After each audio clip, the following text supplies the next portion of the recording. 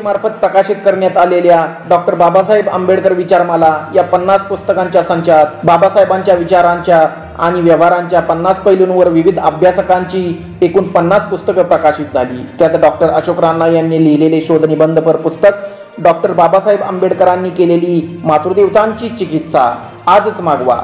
संपर्क 7385653620। मी आहे डॉक्टर अशोक राणा आणि हे आहे मराठी दर्शन।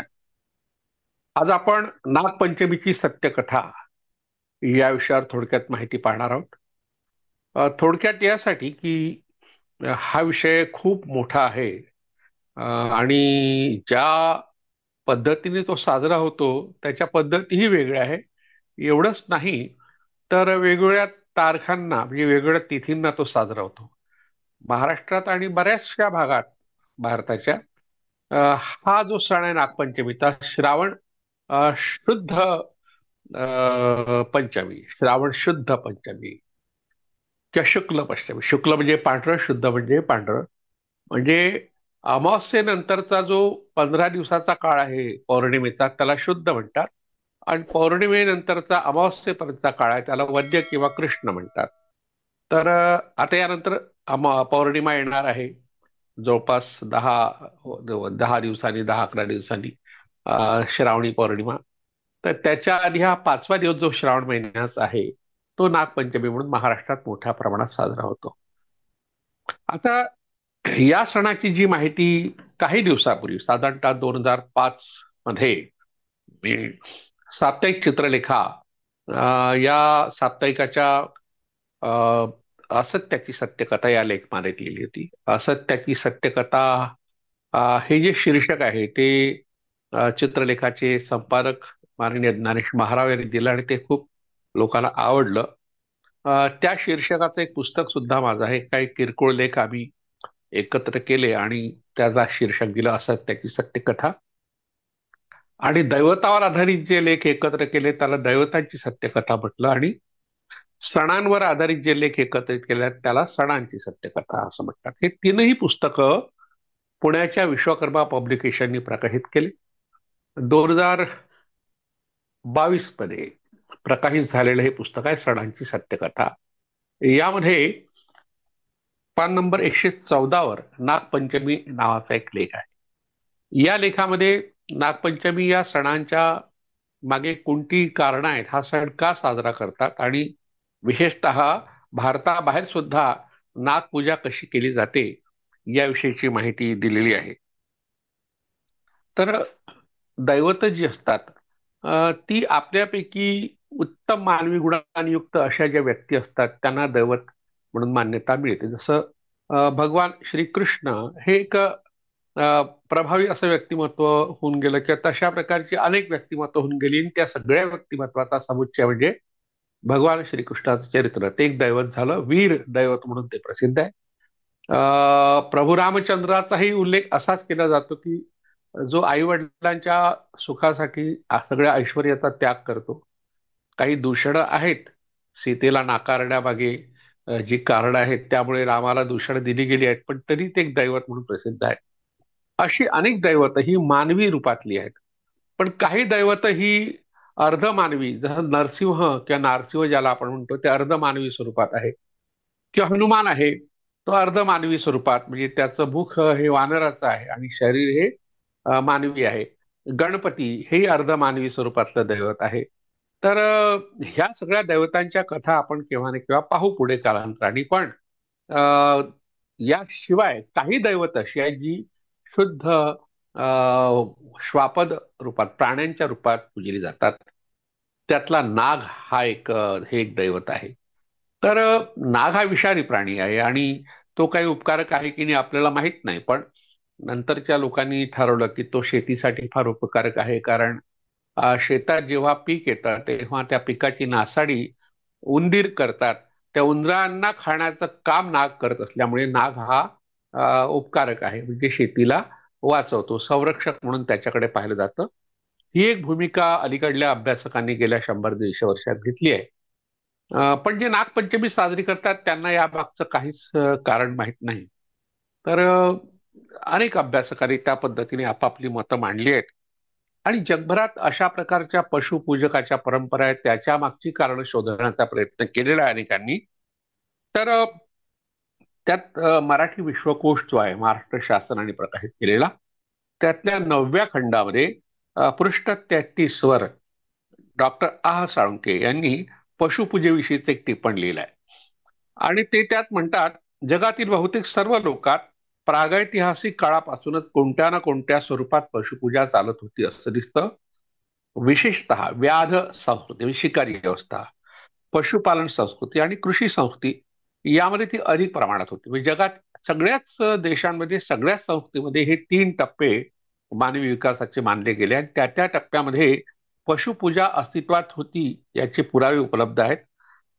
पशुपूजेच्या बाबतीत एक अत्यंत महत्वाची गोष्ट म्हणजे ती बहुधा प्रतिकात्मक असते. म्हणजे प्रत्यक्षात पशुची पूजा केली जाते असं नाही, काही ठिकाणी प्रतिकांची केली जाते. नागाची पूजा काही ठिकाणी होते, नाही असं नाही. सातारा जिल्ह्यात 32 शिराळा या गावात प्रत्यक्ष नागाची पूजा होते, किंवा काही ठिकाणी नागपंचमीला काही गारुडी नाग घेऊन येतात आणि त्याही ठिकाणी त्याचं वंदन केलं जातं. पूजा काही फार जवळून केली जात नाही, कारण तो चावू शकतो ही भीती असते, माणूस मरू शकतो. त्यामुळे त्यामुळे काही ठिकाणी प्रतिकात्मक चित्ररूपात किंवा मूर्ती रूपात किंवा इतर प्रतिकांच्या रूपात अशा तऱ्हेने काही पशूंची पूजा केली जाते. पोळ्याच्या दिवशी आपण पाहतो की बैलाची प्रत्यक्षच पूजा केली जाते. काही पशूंची प्रत्यक्षात पूजा होते, काही ठिकाणी गाय हे एक दैवत मानलं आहे, तर त्याची पूजा प्रत्यक्षात केली जाते, कारण ते काही उपद्रवी नाही.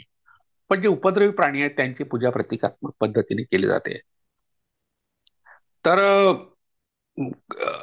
ती प्रतिकात्मक का केली जाते त्याचं कारण आहे, तर त्या पशुमध्ये असलेल्या निसर्गातील शक्तीची आणि दैवतांची पूजा केली जाते. म्हणजे त्या पशुमध्ये काहीतरी शक्ती आहे. नागामध्ये एक शक्ती आहे, सळसळणे किंवा एकंदर त्याचं स्वरूप जे आकर्षक आहे, किंवा त्याच्या दंश करण्याने मानवाचा मृत्यू होऊ शकतो, ही सुद्धा एक शक्तीच आहे. किंवा कात टाकून तो नवीन रूप धारण करतो, ही सुद्धा एक नैसर्गिक शक्ती आहे, पण त्याला दैवी शक्ती मानलाय. त्यामुळे मग नागाकडे पाहण्याचा एक दृष्टिकोन थोडासा अद्भुत असा आहे. तर काही समाजात पशु हा पुराण कथेतला असतो आणि प्रत्यक्ष पशुलाच देवता मानण्याची सुद्धा काही उदाहरणं आहेत. म्हणजे हनुमानाची पूजा आपण बरेचदा करतो मूर्ती रूपात, पण एखादं माकड आपल्याला मरण पावलं तर आपण हनुमानच मरण पावला समजून त्याची पूजा करतो, किंवा प्रत्यक्षात वानराला हनुमान मानून त्याची पूजा करणारा वर्ग आहे. गरुड हे विष्णूचं वाहन आहे, नंदी हे महादेवाचं वाहन. वाहन हा शब्द या ठिकाणी व्हेकल या अर्थाचा नाही आहे, ते प्रतीक या अर्थाचं आहे. आता ही पशुपूजा का केली जाते त्यामागची जी कारण आहे, त्याविषयी पुन्हा साळुंके सांगतात की पशुची आणि तीही विशिष्ट पशुचीच पूजा करण्यास मानव का प्रवृत्त होतो याची विविध कारणे आहेत. पशुपूजकाला पशु पूज्य पशु वाटतच नाही, निवड तो पूज्य आहे असं नाही, तर त्या पशुत त्याला काहीतरी वेगळी शक्ती दिसते. वासावरून माग काढणे, आकाशात उडणे, पाण्यात पोहणे, काठ टाकून पुन्हा तरुण होणे, दृष्टी तीक्ष्ण असणे, बिळातून अचानक प्रकट होणे, सुफलतेची क्षमता प्रचंड प्रमाणात असणे, अशा या शक्तीमुळे, या गोष्टीमुळे कुत्रा, पक्षी, मासा, नाग, बैल यासारख्या पक्षीजवळ काहीतरी वेगळी शक्ती आहे असं मानवाला वाटलं. ती कारण माणसाकडे ती नसते. तर जसा माणसाच्या शरीरात आत्मा आहे असं आपण मानतो, तसं पशूंच्या शरीरात आत्मा असतो असं मानतात. त्यामुळे पशुदेव आणि मानव यामध्ये साम्य आहे असं मानलं जातं.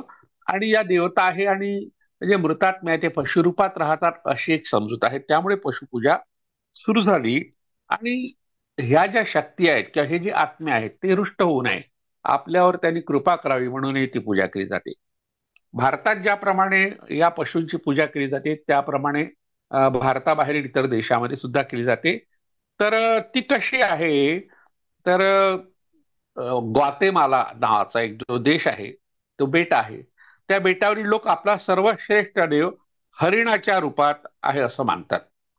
तर यू जमातीचा एक देव तरसाच्या रूपात प्रकट झाला आहे असं मानतात. जगाच्या विविध भागात फुलपाखरं, सरडे, मासे, घोडे, डुक्कर इत्यादी प्राण्यांच्या स्वरूपात देव प्रकट झाला अशी समजूत आहे त्या त्या जमातीमध्ये. सामोआमध्ये एकच देव 2-3 पशूंमध्ये प्रकट झाला असं मानलं जातं. पश्चिम आफ्रिकेत पाकोळीच्या तर सयामात पांढऱ्या हत्तीच्या शरीरात आपल्या पूर्वजांचे आत्मे आहेत असं मानलं जातं. आणि मग त्याची पूजा केली जाते. मगर, हरिण, मासे, कोल्हे, माशा, उंदीर, नाग इत्यादी जीवांमध्ये पूर्वजांच्या मृतात्म्यांनी प्रवेश केला असतो अशी कल्पना जगातील बहुतांश जमातीमध्ये आहे. आता यामागची कारणं काय? अनेक कारणं अभ्यासकांनी आपापल्या परीने शोधली आहे. त्यातल्या एका कारणाची चर्चा आपण वारंवार केली, कुलचिन्हवाद. कु कु हा शब्द मातीशी निगडित आहे, पृथ्वी या अर्थाचा आहे आणि त्या जमिनीशी ज्याचं नातं आहे तो शेतकरी, याला कुळ म्हटलाय.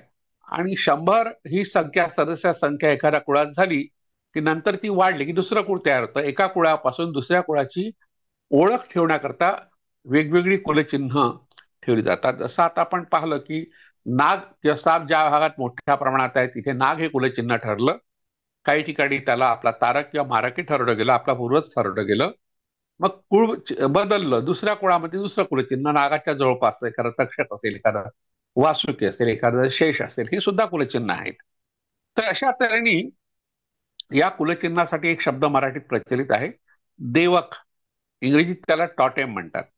देवक शब्द थोडा चुकीचा आहे, त्याला कुलचिन्हच म्हणायला पाहिजे, पण तो प्रचलित झालेला आहे.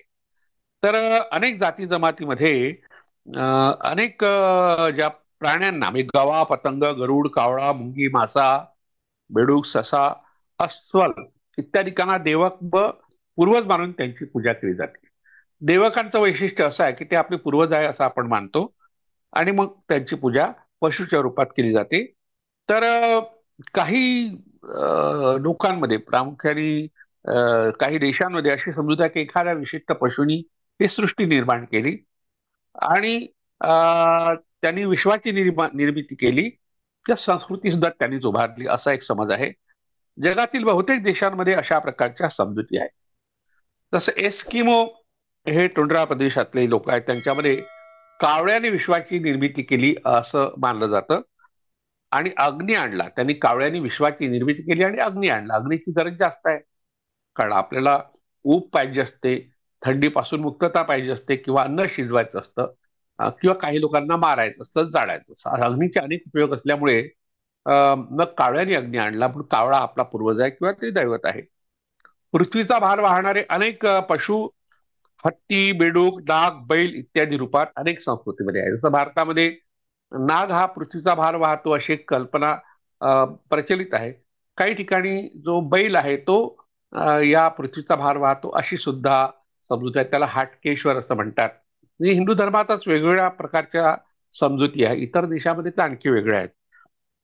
तर वयात येताना पशु स्वप्नात येतो आणि पुढे आपण काय करायचं आणि त्याचं रक्षण करायचं, त्या व्यक्तीचं, असं कार्य तो करतो. म्हणून त्याची पूजा आपण केली पाहिजे.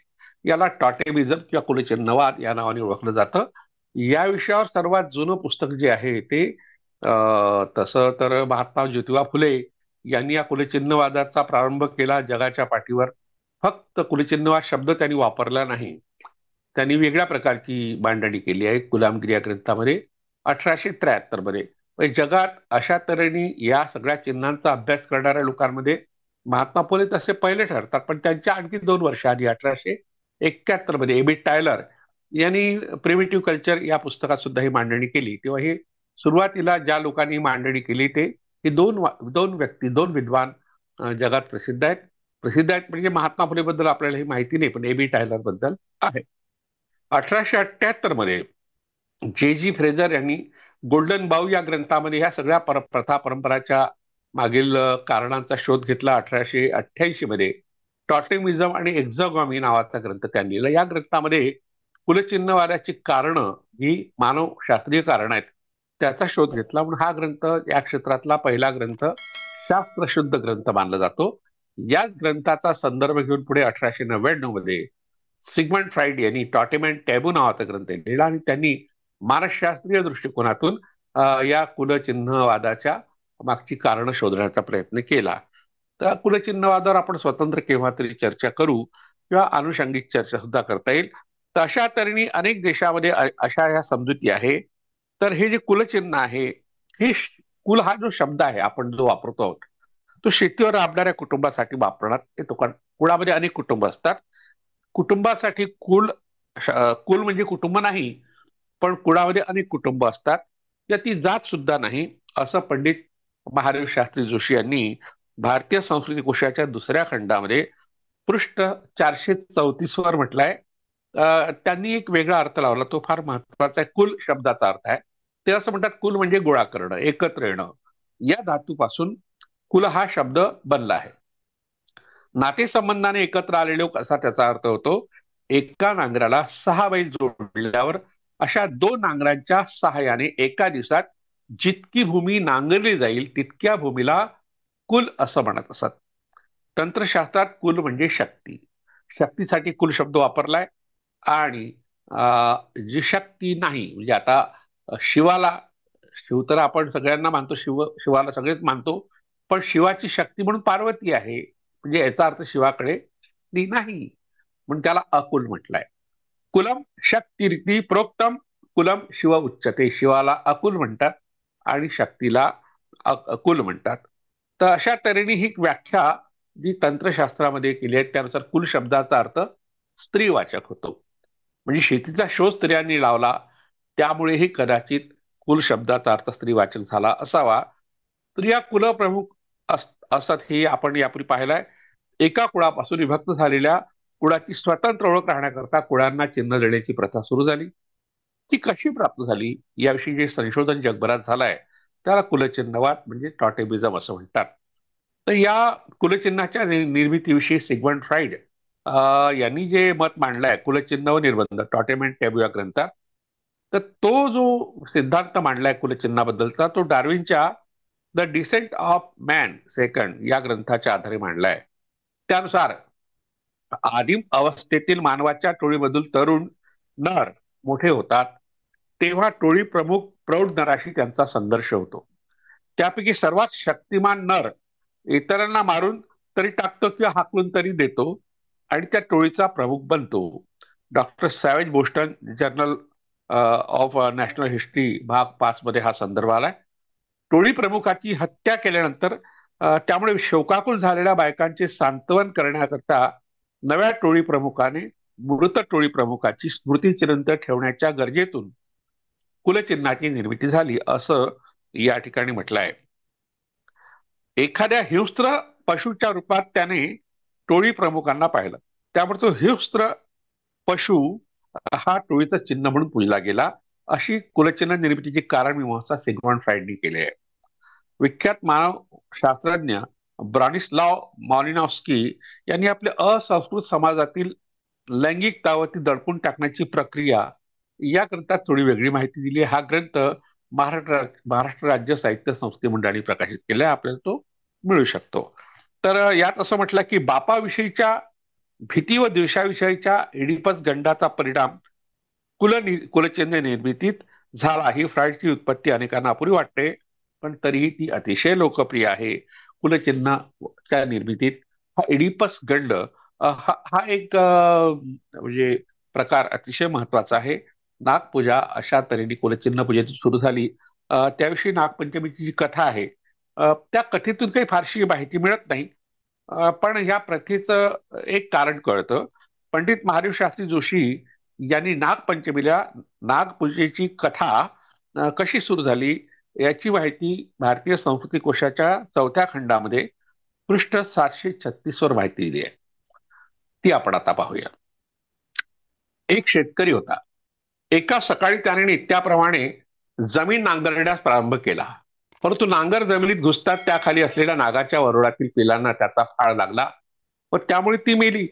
हे पाहून नागणीला राग आला व तिने त्या शेतकऱ्याला त्याच्या बायका मुलांना दंश करून ठार मारले. मग तिला कळले की त्या शेतकऱ्याची मुलगी परगावी आहे. नागिन तिला मारण्याकरता तिथेही गेली.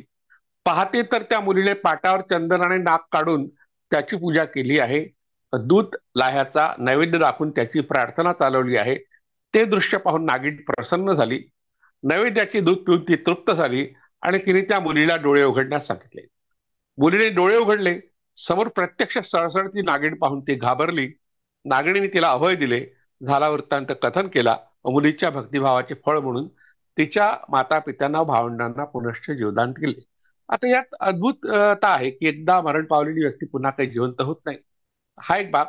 दुसरी गोष्ट अशी की साप हा सूड घेतो त्याच्यावर अन्याय झाला, त्याच्या जोडीदाराला मारलं, तर ही एक समजूत त्यामागे कारणीभूत आहे. मुळात सापाला एवढी बुद्धीच नसते सूड घेण्या एवढी, आणि त्याची दृष्टी सुद्धा अधू असते, 10 फुटाच्या पुढे त्याला दिसत नाही. त्यामुळे तो कुणाचा माग काढेल आणि परक्या गावात जाऊन त्या मुलीला शोधणे वगैरे वगैरे, हा कपोल कल्पित कथा आहे. पण यातून नागाच्या भीतीतून नागपूजा सुरू झाली एवढाच आशय आपल्याला कळतो. तर नागडीची पिली मारली गेली वगैरे वगैरे ह्या घटना घडल्या नांगरडी जेव्हा होते तेव्हा. आणि हा सण येतो जेव्हा पेरणी झाल्यानंतर. तर पेरणी झाल्यानंतर सुद्धा पाऊस मोठ्या प्रमाणात पडत असल्यामुळे वारुळं जी असतात नागाची ती बुजली जातात, त्यामुळे नाग बाहेर येतात. आणि त्यामुळे सर्पदंशाची भीती असते, आणि तो सर्पदंश होऊ नये म्हणूनही नागपूजा सुरू झाली असावी. पण हा जो काळ आहे श्रावण शुद्ध पंचमीचा, हा काळ त्या दृष्टीने महत्वाचा मानला गेला असावा. तर सूड घेण्याची जी प्रवृत्ती सापामध्ये असते ती एक गैरसमजूत आहे, तसं काही नसतं. तर त्या या गोष्टीत आणखी एक दोष असा आहे की नागपंचमीची पूजा आधीच प्रचलित होती, आणि केवळ ते एखाद्या शेतकऱ्यांनी नांगरताना अ, नागणीची पिलं मेली म्हणून सुरू झाली, अ, हे हे म्हणणं बरोबर या ठिकाणी वाटत नाही. तर कुलचिन्ह जो पशु आहे, त्याला विशिष्ट दिवशी मारू नये असा एक संकेत आहे, किंवा त्या कुळातल्या लोकांनी विशिष्ट दिवशी मारून त्याला खावं, असाही आहे. त्याला टॉटेमिझम फिस्ट, टॉटेमिन फिस्ट असं म्हणतात. तर याबद्दलची माहिती टॉटेमिझम अँड एक्झॉगॉमी या ग्रंथामध्ये आहे, जे जी फ्रेझरच्या, आणि गोल्डन बाऊ याही ग्रंथात आहे. तर हे मानवशास्त्रज्ञ जे आहे ते असं म्हणतात की मारल्या जाणाऱ्या आत्म्याने व मागे राहिलेल्या त्याच्या साथीदारांनी सूड भावनेने आपल्याला छळू नये, म्हणून अशा प्रकारची पूजा करण्याची पद्धत पशुरूपात झाली, कारण ते देवक होतं किंवा कुलचिन्ह होतं. नागपंचमीचा जो सण आहे तो महाराष्ट्रात मोठ्या प्रमाणात घरोघरी साजरा होतो श्रावण शुद्ध पंचमीला. स्त्रिया या दिवशी हळद किंवा रक्तचंदनाने पाटावर नवनागाच्या आकृती काढून त्याची पूजा करतात. बऱ्याच ठिकाणी दाराच्या भिंतीवर फणायुक्त नाग रंगून त्याची पूजा करतात. नागाच्या प्रतिमेला दूध व लाह्यांचा नैवेद्य दाखवतात. या दिवशी काहीही चिरू नये, कापू नये, तळू नये, चुलीवर तवा ठेवू नये, दिंड मोदकासारखे उकडलेले पदार्थ करून खावे, अशी प्रथा आहे. काही लोक या नागपंचमीच्या दिवशी नागाचं दर्शन घेण्याकरता वारुळाकडे जातात, काही लोक नाग मंदिरात जातात. नागपंचमीच्या दिवशी फुगड्या खेळणे, झाडांना झोपाळे बांधून झोके घेणे, फेर धरून गाणी म्हणणे, यातून हा एक आनंदाचा सण आहे हे सूचित होतं. नागपंचमीला स्त्रिया जी गाणी म्हणतात त्यातून बाळाई, भारजा, जयता, बहुला गाय इत्यादी कथा सांगितल्या असतात. नागोबाचं एक गाणं अतिशय प्रसिद्ध आहे. चलग सये वारुळ आला, नागोबाला पूजायाला, हळद कुंकू वाहायाला, ताजाला ह्या वेचायाला, जमुनिया साऱ्या जणी, जाऊ बाई नवणा, जिथं पाय ठेवू बाई तिथं उठलं दवणा. या दवणा ह्या वनस्पतीचा उल्लेख आहे. ती नाग सूचक अशी ही वनस्पती आहे, तर त्यावर पाय ठेवू नये असा एक संकेत आहे. तर नागोबाचं महत्व आणखी काही ओव्यांमध्ये सांगितलं आहे. नागपंचमीला नागाचंदनाचे गंध, तुटती भवबंध पूजणाऱ्यांचे, नागपंचमीला नागाला झाला दूध, होईल बुद्धी शुद्ध नाग कृपे. नागपंचमीला नको चिरू भाजीपाला, दया शिकवू हाताला आज सये. म्हणजे अशा तऱ्हेने आपल्या हातून एखाद्या जीवाची हत्या होऊ नये किंवा नागाची हत्या होणे या भीतीपोटीही अशा प्रकारच्या परंपरा सुरू झाल्या. आणि हे एक प्रकारचं स्त्रियांनी करायचं व्रत आहे. या व्रतामध्ये श्रावण शुद्ध चतुर्थी, नागपंचमीच्या आधीच्या दिवशी एकभुक्त राहायचं, म्हणजे सकाळी जेवायचं, रात्री जेवायचं नाही. आणि पंचमीला सकाळी अभ्यंग स्नान करावं आणि चंदनाने 5 फण्याचा नाग चितारावा असं सुचवलंय. नागासोबत नागपत्नी दाखवल्या जातात. शेणाने भिंती सारून त्या नागाची चित्र चितारतात. सौराष्ट्र हा गुजरातचा भाग आहे, त्यामध्ये श्रावण वद्य पंचमीला म्हणजे यानंतरच्या 15 दिवसाच्या पंचमीला हे व्रत करतात. इतर ठिकाणी म्हणजे भारताच्या उर्वरित भागात भाद्रपद शुद्ध पंचमीला करतात. म्हणजे श्रावणानंतर भाद्रपद महिना येतो, म्हणजे महिन्याभराने तो साजरा होतो. म्हणजे एकाच दिवशी सगळीकडे नागपंचमी साजरी होते असं नाही, तर भारताच्या विविध भागात वेगवेगळ्या तिथ्यांना हा सण साजरा होतो.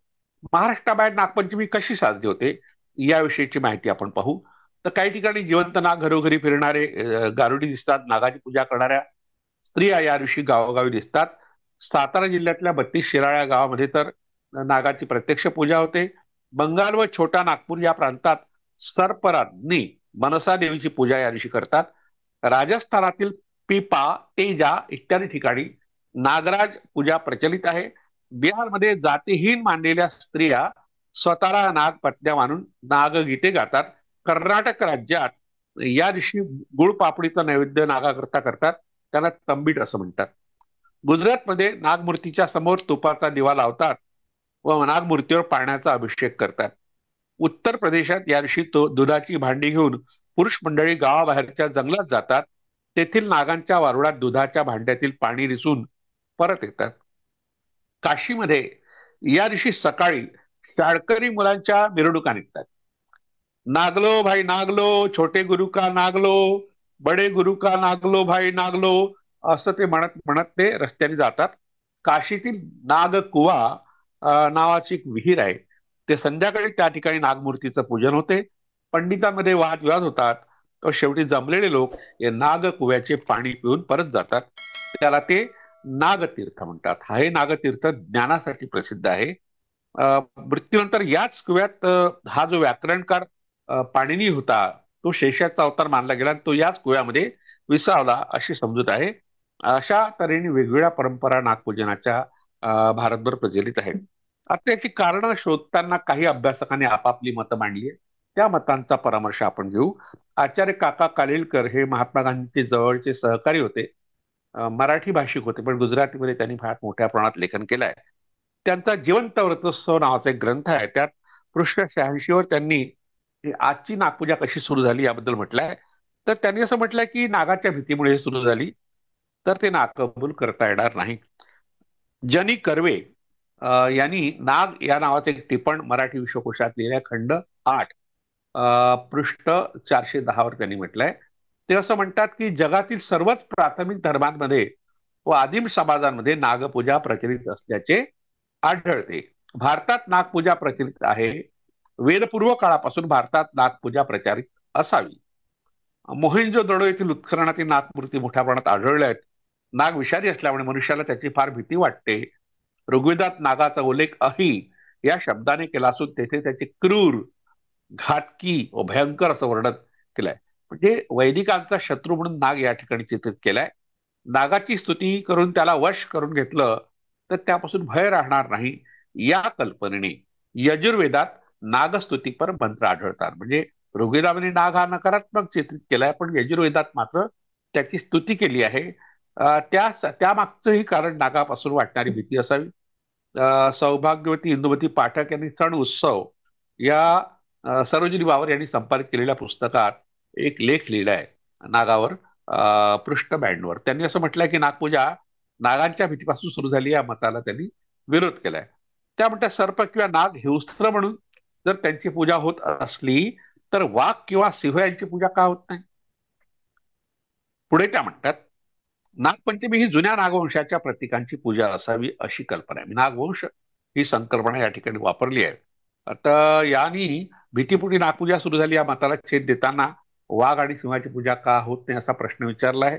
पण वाघाची आणि सिंहाची ही पूजा केली जाते. वाघदेव नावाचा एक देव आदिवासीमध्ये आहे आणि सिंह सुद्धा त्यासोबतच पूजला जातो. जेव्हा सिंह भारतात आला त्यानंतर तोही पूजनीय झाला. तर अशा तऱ्हेने दोन्ही दैवत म्हणून पूजली जातात. तर प्राण्यांविषयीची भीती हे तर कारण आहेच पण नागवंशाचं प्रतीक म्हणून जे कारण सौभाग्यवती इंदुमती फाटक यांनी सांगितलंय आणि तेच कारण डॉक्टर प्रणव जोशी यांनी सांगितलंय. ते असं म्हणतात महाराष्ट्रातील वस्ती मुख्यतः आर्य, द्रविड व नाग यांच्या मिश्रणाची आहे. नाग अथवा सर्प ही एक मानव जमात होती. या दिवशी नागपंचमीच्या दिवशी घरोघरी मातीच्या नागांची पूजा केली जाते. गारुड्यांनी आणलेल्या जिवंत नागांना हळद कुंकू, फुले व लाह्या वाटून पुरणाच्या दिंडाचा नैवेद्य वाढतात. सर्वाभूती भगवत भाव म्हणजे सर्वच प्राणी मात्रांमध्ये ईश्वर आहे ही भावना त्यामागे असावी. की सर्प किंवा नाग हा एक उपकारक प्राणी म्हणून त्याची पूजा त्यांनी आपलं संरक्षण करावं. भारतीय संस्कृतीत त्याला महत्व दिलं असावं. नागापासून संरक्षणाची कल्पना घेत आहे. एखाद्या घराण्याचा वास्तुपुरुष म्हणून नाग असल्याची ख्याती ही अनेक ठिकाणी आहे. संपत्ती, पुत्राधिकांचा लाभ, संरक्षण इत्यादीशी व शिव, विष्णू, गणपती अशा देवतांशीही नागांचा संबंध प्रसिद्ध आहे. भगवान श्रीकृष्णाने कालिया नावाच्या नागसर्पाचा पराभव या दिवशी केला असल्यानेही हा दिवस आजही महत्वाचा मानला जातो, असं प्रणव जोशीने म्हटलंय. पण नागकुळ म्हणजे काय आणि सिंधू संस्कृतीचा त्याचा संबंध काय आहे, तर हे शोधणं फार महत्वाचं आहे. कारण भारतातील जे मूल निवासी आहे, पहिले रहिवासी, ते स्वतःला नागवंशी बनवतात. ते नागकुळातले होते, त्याचं गौरवीकरण हे त्याचं कारण आहे. आणि सिंधू संस्कृती नाग संस्कृती होती, आपण यापूर्वी पाहिलंय. इसवी सन पूर्व 3180 ते 3150 हा तिचा पहिला काळ. तर दुसरा काळ जो इसवी सन पूर्व 3150 ते 2330 हा निश्चित करण्यात आलाय. सिंधू संस्कृतीचा जो काळ आहे, नाग संस्कृती कोश ज्यांनी लिहिलाय असे डॉक्टर अवंतिका प्रसाद मरमट यांनी वेदकालीन नाग जातीयो राजाओ तथा संस्कृती की खोज या ग्रंथामध्ये पृष्ठ 10 वर त्यांनी असं म्हटलंय. पाकिस्तानच्या पुरातात्विक संशोधनानुसार सिंधू संस्कृतीच्या पूर्वीपासूनच तेथे नाग संस्कृती अस्तित्वात होती. त्यांच्या अहवालानुसार तेथील नागपूजनाची परंपरा 3 लाख वर्षापूर्वीपासून होती. इस्माईल खान पासून तो उत्तर पश्चिम सीमांत प्रदेशाच्या जयूब म्हणजे बलुचिस्तान पर्यंतच्या विशाल भूभागात ती पसरली होती. पाकिस्तानी पुरातत्ववेत्यांनी तिला शेषनाग संस्कृती असं नाव दिलं आहे. सिंधू संस्कृतीच्या अशा प्रकारची विध्वंसाचा जो काळ आहे, तर तो ऋग्वेदाच्या ऋचामध्ये शोधणारे जे संशोधक होते, ऍडव्होकेट प्ररा देशमुख गुरुवर्य, ते यवतमाळचे होते. त्यांनी सिंधू संस्कृती, ऋग्वेद आणि हिंदू संस्कृती या ग्रंथामध्ये नाग कुळाविषयी विस्तृत माहिती दिली आहे. आपल्या कुळाची चिन्ह नाग त्याच्याशी साधर्म्य साधण्याकरता सिंधू संस्कृतीत लोक आपल्या जिभेला चिरा देत असतात. म्हणजे आपण नाग कुळातले आहे हे दाखवण्याकरता नागाला 2 जिभा असतात. त्या 2 जिभाच्या सहाय्याने वातावरणाचा अंदाज ते घेतात, हवामानाचा घेतात, शत्रूचाही घेतात आणि आपल्याला जे सावध टिपायचं आहे त्याचाही अंदाज घेतात. तर ऍडव्होकेट प्ररा देशमुख काय म्हणतात, वृत्राला ऋचांमधून अहि म्हटलंय, ज्या ऋचा आहेत त्याला अहि म्हटलंय. वृत्रवाचक अहि हा शब्द आर्यांच्या नागवंशीय शत्रूंचा द्योतक आहे. अहि म्हणजे दंश करणारा, या अर्थाने त्यांना दास, दस्यू ही नावे पडणे अत्यंत स्वाभाविक आहे. आर्यांचे दास आणि दस्यू म्हणून संबोधलेले शत्रू नागवंशीय होते हे दाखवणारे त्यांचे निदर्शक. आणि मृद्रवाचा हा आणि मृद्र असे शब्द, हे 2 शब्द आहे. मृद्रवाच याचा अर्थ सायणाने हिंसित वागिंद्रियान, म्हणजे जे जिव्हा आहे, वागिंद्रिय आहे, त्याला हिंसा केली आहे, म्हणजे चिरा दिला असं त्यांनी म्हटलंय. पण हा काही अर्थ कळला नाही लोकांना, अभ्यासकांना. कापलेला जिव्हा असलेले लोक असा त्याचा अर्थ आहे. पण अधिक आधुनिक विद्वानांनी त्याचा तुटक बोलणारे, मृद्र किंवा मृद्रवाचः या शब्दाचा अर्थ तुटक बोलणारे, अडखळत बोलणारे, बोबडे बोलणारे असे अनेक अर्थ काढले आहेत. कारण माणसाच्या जिभा कापल्या असणे शक्य नाही असं त्यांना वाटलं. आर्यांचे शत्रू नागवंशी असल्यामुळे अहिची साधर्म्य दाखवण्याकरता ते आपल्याला द्विजिव्ह करतात. द्विजिव्ह 2 जिभेचा या अर्थाने सापाला उल्लेखतात. ते स्वतःला ते करत असत. तापलेल्या सोन्याने जिभेच्या टोकावर थोडीशी चीर देण्याची त्यांच्यात प्रथा होती. तप्त सुवर्णाने जिभेला चिरा देणारे व स्वतःला अहिवंशी म्हणून घेणारे लोक आजही भारतात आहे असं प्ररा देशमुख म्हणतात. या विवेचनावरून नागकुलाचा परिचय व त्याच्या कुलचिन्हाचे नागाचे पूजन करण्याची जी प्रथा भारतात चालू आहे याचं कारण स्पष्ट झालं आहे. कारण भारतातले मूल निवासी हे नागकुळातले होते. पण एक गोष्ट अशी आहे की नागपंचमीच्या कथेमध्ये याचा कुठेही मागमूस नाही.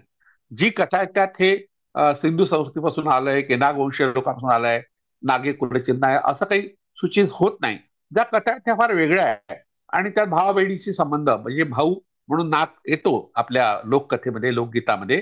पण तो भाऊ का येतो हा एक प्रश्न आहे, मोठ्या अभ्यासकाला पडला. डॉक्टर प्रभाकर मांडे यांना तो पडला होता. त्यांनी लोकसाहित्याचे अंतःप्रवाह या शोध ग्रंथात नागाचा आणि स्त्रियांचा संबंध कसा हे मात्र कोडं वाटतं असं पृष्ठ 67 वर म्हटलंय. लोकसाहित्याच्या मूर्धन्य अभ्यासकांना, मोठे अभ्यासक ते होते, त्यांनाही हा प्रश्न पडावा हा एक प्रश्नच आहे. कारण नागकुळातील माहेरच्या माणसाची जी स्मृती आहे ती जपणारा भाऊ हा संदर्भ आहे. तर तो लोकगीतात कसा येतो याविषयी डॉक्टर तारा भवाळकर ज्या ज्येष्ठ अभ्यासक आहेत लोकसाहित्याच्या, त्यांनी नाग आणि भाऊ या संबंधावर प्रकाश टाकणारी काही गीतं दिली आहेत. पंचमीचा सण आला डोळे माझे ओले, बांधिले ग सखयांनी झाडांना हिंदोळे. त्या आनंदात हिंदोळे म्हणजे झोके बांधतात. नवथर तरुणीचे सासूर वाशीण म्हणून नवखे पण लिहिलेले पहिले काही दिवस अस्वस्थतेचे असतात, कारण घरची आठवण येत असते. नागपंचमी आली की आपला भाऊ न्यायला येणार, हा या आशेने आसुसलेल्या सासूर वाशिणीची व्याकुळता कशी व्यक्त झाली आहे ते पाहते. असं म्हणतात, आता नागपंचमीचं नाग आल्याची खेळायला, मिग भैयाला सांगई तू, 12 सणाला नेऊ नको, पंचमीला ठेवू नको. म्हणजे नागपंचमीला तू मला घरी ने, इतर सणात नाही नेलं तरी चालेल. अशा 12ही सणांना सूट देऊन ती भावाला विनंती करते की नागपंचमीला घरी घेऊन जा, सासरी ठेवू नको. कारण आता नागपंचमीचे नाग गेल्या ती कोकणात. मी कोकणाचा संबंध नागकुळाशी कसा आहे, नागाचा कसा आहे आपण पाहिलं. तर अशा तऱ्हेने कोकणातली ही कथा आहे किंवा ही गीत आहे. सगळीकडे नाग पोचले, म्हणजे नागाची पूजा लोक करतायत आणि मी अजून सासरीत कशी, याची खंत आणि आर्तता तिच्या गाण्यात राहिलेली असते. तारा भावकर म्हणतात, स्त्रियांच्या मनात नाग आणि भाऊ यांचे नाते घट्ट बसलेले आहे. नागपंचमीच्या पारंपरिक कहाणीतले हे नाते सर्वांनाच माहीत आहे. स्त्री जीवनात नाग पिता, पुत्र, बंधू अशा विविध नात्यांनी येणाऱ्या पुरुषत्वाचा प्रतिनिधी आहे. म्हणून अनंत काळापासून तो आपल्या मनात, स्त्रियांच्या मनात तो वस्ती करून आहे. स्त्रीमन हे त्याचं वस्तीस्थान आहे, घर आहे, वारूळ आहे. भूमी ही स्त्री तत्वाची प्रतिनिधी लोकमानसाने मानलेली आहेच. म्हणून भूमीला महामातेच्या, जगन्मातेच्या स्त्रीत्वाच्या रूपात लोकमन पाहत आलेलं आहे. जगन्मातेचे विशाळ रूप म्हणजे पार्वती आणि जगतपित्याचे विशाळ रूप म्हणजे शिव. शिव हे नागबंधाने बांधलेला असे शिवशक्ती स्त्री पुरुष तत्व संबंध आहे. भाऊ म्हणून नाग लोकगीतात येतो, तसा जहरी नाग म्हणून सुद्धा येतो. काही लोकगीतामध्ये जहरी नाग म्हणून तो येतो. मराठीतले पहिले ग्रामीण कवी पांडुरंग श्रावण दोरे यांनी वऱ्हाडी लोकगीते या पुस्तकात पृष्ठ 115 वे गीत दिलाय. फार वेगळ्या स्वरूपाचा आहे. रुसले भरतार नाही म्हणावा आपला, शेतीच्या लावणीनं लाल इंगुळ तापला, रुसला भरतार कधी भोळा म्हणू नये, नाग उयशाचा काळा जहरी मोठा बाई. नागाला जहरी, नवऱ्याला जहरी नाग म्हणण्याचा जो संताप व्यक्त झालाय, कारण त्याला, त्या स्त्रीला जो त्रास होतो तो नवऱ्याचा एक पुरुष म्हणून होतो, वर्चस्व गाजवण्याच्या भावनेने होतो. म्हणून नवरा जरी आपला असला पण रुसल्यावर मात्र तो नागासारखा तापतो, पण त्याच्यापासून सावध राहावं. अशा प्रकारची ही जी कथा किंवा गीत आहे ते वऱ्हाडातलं आहे. तो नागाचा फुतकार, पतीची फटकार, या दोघांमधलं जे साधर्म्य आहे ते स्त्री गीतातून अशा तऱ्हेने व्यक्त झालाय. नागपंचमीचा इतिहास, नागपूजेचा इतिहास जो जगातला आहे त्याबद्दलची काही माहिती या ठिकाणी आली आहे. अनेक ठिकाणाहून ती गोळा केलेली आहे. जगातील सर्व संस्कृतीमध्ये ही नागपूजा आढळते, प्रतिमा आढळते. वृत्राला अही म्हणून जसं संबोधलाय तसं अही नावाच्या देवतेचा उल्लेख इजिप्तच्या पुराकथामध्ये, मिथकांमध्ये आढळतो. तेथील प्राचीन राजघराण्याच्या स्त्री पुरुषांच्या मुकुटावर नागप्रतिमा असतात. म्हणून बरेचदा इजिप्तच्या संस्कृतीला अभ्यासकांनी नाग संस्कृती म्हटलंय. चीनमधील ड्रॅगन विषयक जी मिथक आहे ती एका जलसर्पावर आधारित आहे. सर्प हा जलरक्षक आहे अशी एक संकल्पना आहे आणि त्यातून ड्रॅगन ही कन्सेप्ट आली आहे. आणि पूर्वोत्तर बऱ्याचशा देशामध्ये त्या अशा प्रकारच्या संकल्पना आहेत. Babylonia, Egypt, France, Rome, Japan, Tibet, Malaya, Korea, मध्य आशिया इत्यादी भागात सुद्धा सर्पांची प्रतीक आहेत आणि त्यांची उपासना प्राचीन काळापासून प्रचलित आहे. यावरून सर्प किंवा नाग हे तेथील रहिवासींचे प्राचीन काळी कुलचिन्ह असावं असं स्पष्ट होतं. नाग कुलचिन्हाच्या वैशिष्ट्यमुळे नागबंधाला आदिबंध म्हटलंय किंवा प्रिमॉर्डियल इमेज, आदी प्रतिमा असं कार्ल युंगने म्हटलंय. Everyman Dictionary of Non Classical Mythology या ग्रंथातली माहिती आहे, पृष्ठ 148. तर अशा तऱ्हेने जगातल्या सगळ्या संस्कृतीमध्ये नागपूजेचे उल्लेख आढळतात. तर भारतात वैदिक परंपरेतील ती तैत्तिरीय संहिता जी आहे त्यात अश्वमेध वर्णन प्रसंगी लोहिताही आणि वायस या नागांचं पूजन करावं असं म्हटलंय. अथर्ववेदात दरोडेखोरापासून रक्षण होण्यासाठी नागाच्या कातीचे यंत्र वापरावे असं म्हटलंय. यजुर्वेदात रुद्राला अहिंसंतः सर्पाचं सानिध्य असलेलं असं म्हटलंय. शतपथ ब्राह्मणात नागमाता कद्रू हिला पृथ्वीचं प्रतीक म्हणून पूजनीय ठरवलं आहे.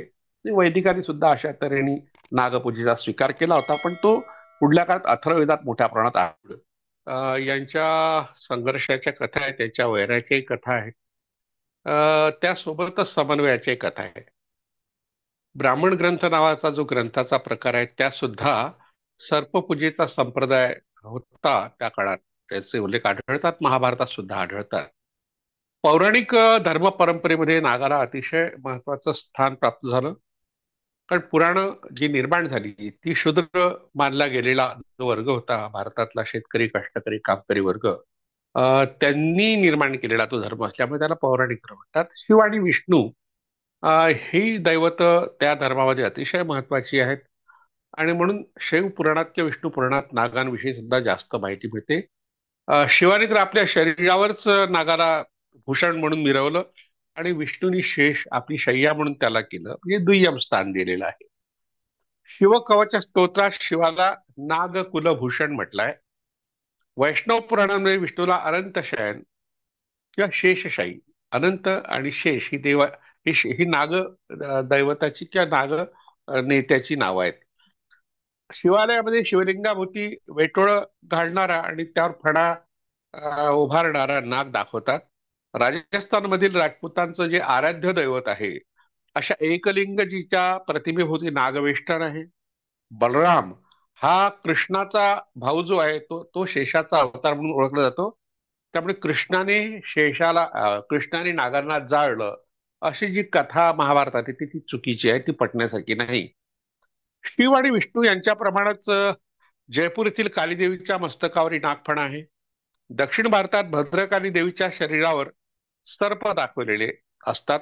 गणेशाचं उदर नागबंधाने आवळलेलं आपण अनेकदा मूर्तीत पाहतो. पंढरपूरच्या विठोबाच्या शिरावर मागे नागफणा आहे. कोल्हापूरच्या अंबाबाईच्या शिरावर सुद्धा तिला महालक्ष्मी म्हणतात, त्या ती नाग आहे. खेडोपाडी घरात साप येऊ नये म्हणून आड्याच्या लाकडी तोळ्यांवर आस्तिक असा शब्द लिहितात. याविषयी आपण पुढील भागात माहिती पाहू का लिहितात. तर तसं केल्याने साप घरात येत नाहीत अशी एक समजूत आहे. जन्मेजयाने केलेलं सर्पसत्र आस्तिकाने थांबवलं होतं अशी कथा महाभारतात आहे. सर्वांना अभय देणारा आस्तिक याचं नाव अशा रीतीने मंत्रासारखं खेड्यापाड्यात आजही वापरलं जातं. अशा तऱ्हेने हिंदू म्हणून जे स्वतःला मानतात त्यांच्याही धर्मामध्ये नाग महत्वाचा आहे. तसाच बौद्ध आणि जैन परंपरेत सुद्धा नागाला अतिशय महत्वाचं स्थान आहे. बुद्धाचे पहिले अनुयायी जे होते ते नागच होते. विदर्भातील नागपूर हे नाग संस्कृतीचं केंद्र होतं. म्हणून बाबासाहेब आंबेडकरांनी या ठिकाणी बौद्ध धर्माची दीक्षा घेतली असते मत आहे. प्राचीन भारतातील नाग नावाचा एक शोधग्रंथ डॉक्टर एच.एल. कोसारे यांनी लिहिला आणि त्यात त्यांनी बुद्धालाही नागाबद्दल आदर होता असं म्हटलंय. बुद्ध जन्मानंतर नंद उपनंद या नागाने त्याला स्नान घातलं. तसंच त्याला संबोधी प्राप्त आल्यावर मुचलिंद नागाने त्यावर आपलं संरक्षक फणाछत्र उभारलं अशी कथा आहे. बोधगया, भरहूत, अजिंठा, वेरूळ, पितळखोरं, नाशिक, कारले भाजे इत्यादी बौद्ध स्थळांमध्ये बुद्धाच्या सोबत नागराजा व राणी तसेच अनुयायी यांची शिल्प कोरलेली आहे. अजिंठ्याचं नागराजा आणि नागराणी हे शिल्प अतिशय प्रसिद्ध लोभस आहे. नागफणा असलेली बुद्ध मूर्ती जी आहे अशी बुद्ध मूर्ती बौद्ध स्तूपांना अर्पण करण्याची चाल ब्रह्मदेशात आहे. बौद्ध श्रमण नागांची पूजा करीत असत असे चीनी प्रवाशांनी लिहून ठेवलाय. नागाचं महत्व जैन परंपरेत सुद्धा आहे. त्या ठिकाणी पार्श्वनाथ याचं अभिज्ञान चिन्हच नाग आहे. धरणेंद्र हा त्याचा शासन देवता, पद्मावती ही शासन देवता होती. अशा प्रकारच्या कथा जैन पुराणात आढळतात. आता हे सगळं आपण नागांच्या विषयीचं जे काही वर्णन आहे ते पाहिलं तर यातून आपल्याला काय बोध होतो की आपल्या पूर्वजांनी नागांची पूजा केली, त्याची कारणं वेगवेगळी होती. खरी कारणं आपल्याला माहितच नाही. आपण आजही नागपूजा करावी की करू नये याबद्दलचा संभ्रम अनेकांच्या मनात असतो. तर नागपूजा करायची की नाही हा तर प्रत्येकाचा प्रश्न आहे, प्रत्येकाला ते स्वातंत्र्य आहे. पण नागपंचमीच्या निमित्ताने नागाविषयीचं प्रबोधन आपण केलं पाहिजे. तर खरोखरी नागपूजा होते ती काही आपण थांबवायचं काही कारण नाही, थांबवू शकतच नाही. आणि अशा काळात आपण सापाविषयी वैज्ञानिक माहिती जर लोकांना दिली तर तिला खऱ्या अर्थाने या सणाच्या विधीला महत्व प्राप्त होईल. नागकथा ह्या अंधश्रद्धा निर्माण करण्याचं कार्य करतात. तर त्याचंही आपण निर्मूलन केलं पाहिजे. बदलत्या सांस्कृतिक पर्यावरणात साप अंगात येणे, त्याला नागमंत्री वा बाऱ्या म्हणणाऱ्या नाग काढणे या गोष्टी अवैज्ञानिक आणि लोकविरोधी आहे. बरेचदा या नागपंचमीच्या दिवशी घरोघरी नाग घेऊन फिरणारे गारुडी जे दिसतात ते सापाला दूध पाजा असं म्हणतात. दूध हे जे आहे हे काही सापाचं किंवा नागाचं खाद्य नाही. आणि बहुतेक लोक जे दूध पाजतात तेव्हा त्यात पाणी असतं, त्याला तहान लागली असते सापाला म्हणून तो पिऊन टाकतो. पण मोठ्या प्रमाणात जर समजा सापाने अशा प्रकारचं दूध पिलं तर त्याला न्यूमोनिया सारखा आजार होऊन तो मरू शकतो, अशी वैज्ञानिक माहिती आहे. तेव्हा साप डूख धरतो, मंत्रामुळे सापाचं विष उतरतं, नाग गायीच्या आचळाला तोंड लावून दूध पितो. ह्या कथा आहेत, धार्मिक कथा आहेत, पण त्या खोट्या आहेत. सर्पाच्या अंगावर केस किंवा मिशा असतात, चावण्याकरता सर्प परत येतो. अशा अशा प्रकारच्या समजुती आहे. सर्प देवाचं रूप असतं. मासिक पाळी असलेल्या स्त्रीने सापात पाहिल्या साप आंधळा होतो. नागांना 5 फण्या असतात हा एक गैरसमज आहे. नाग धनाचं रक्षण करतो, नाग स्वप्नात आल्यास मृत्यू येतो, यासारख्या भ्रामक समजुती आहेत. हे नागाविषयीचं जे एक फार महत्वाचं पुस्तक लिहिणारे भालचंद्र मयेकर यांनी सर्प व भ्रामक कल्पना या पुस्तकात पृष्ठ 56 वर लिहिलाय. तर अशा प्रकारच्या समजुती दूर करण्याकरता सुशिक्षित लोकांनी पुढे आलं पाहिजे. नागपंचमी आपला सण नाही की आपलं काही देणं घेणं नाही असं म्हणून बाजूला राहणं हे आपल्याला परवडणार नाही. कारण या निमित्ताने अंधश्रद्धा वाढत राहतील आणि नागाविषयीची खरी माहिती पुढे येणार नाही आणि लोकांना प्रबोधन होणार नाही. मला अनायसे या विषयावर पीएचडी करण्याची संधी मिळाली. संत गाडगेबाबा अमरावती विद्यापीठात मी 2012 मध्ये एक विषय पीएचडी साठी घेतला होता. तो असा होता की मराठी कथा आणि कवितेतील नाग प्रतिमा आणि मिथक. नाग प्रतिमा कशा तयार होतात? प्रतिमा हा शब्द साहित्यशास्त्राच्या अंगाने आहे आणि तो मानसशास्त्राच्या संदर्भात वापरला गेलेला तो शब्द आहे. मानवशास्त्राचा त्याचा संबंध आहे. पण जी मिथकं तयार होतात त्यामागची सुद्धा मानसशास्त्रीय, धर्मशास्त्रीय किंवा भाषा वैज्ञानिक किंवा मानवशास्त्रीय किंवा पुरातत्वीय माहिती याचा सगळा धांडोळा घेऊन माझा तो पीएचडीचा प्रबंध मी तेव्हा सिद्ध केला. त्याच्या आधी मी काही लेख लिहिले होते. विशेषतः ज्या लेखाची चर्चा आज आपण केली तो 2005-6च्या 2005 मधलाच लेख आहे. असत्याची सत्य कथा या लेखमालेतला साप्ताहिक चित्रलेखामध्ये. पण त्यानंतर 2009 ते 11 या काळामध्ये मी मातृपूजन विश्वभजन या शीर्षकाची लेखमाला त्या साप्ताहिक चित्रलेखात लिहिली होती. मातृपूजन विश्वभजन हे शीर्षक माननीय ज्ञानेश महाराव यांनी दिलंय. माझ्या डोक्यात आदिमायेचा विश्वसंचार म्हणजे मातृदेवता जगभर कशा आहेत हे सांगायचं होतं, पण हे शीर्षक खूप गाजलं. तर 106 लेख मी लिहिले. त्यात एक कद्रू नावाचा लेख आहे. त्याबद्दल माहिती आपण पुढल्या भागात पाहू. तर नागपंचमीच्या निमित्तानं सर्वांना मी सदिच्छा देतो आणि थांबतो. धन्यवाद.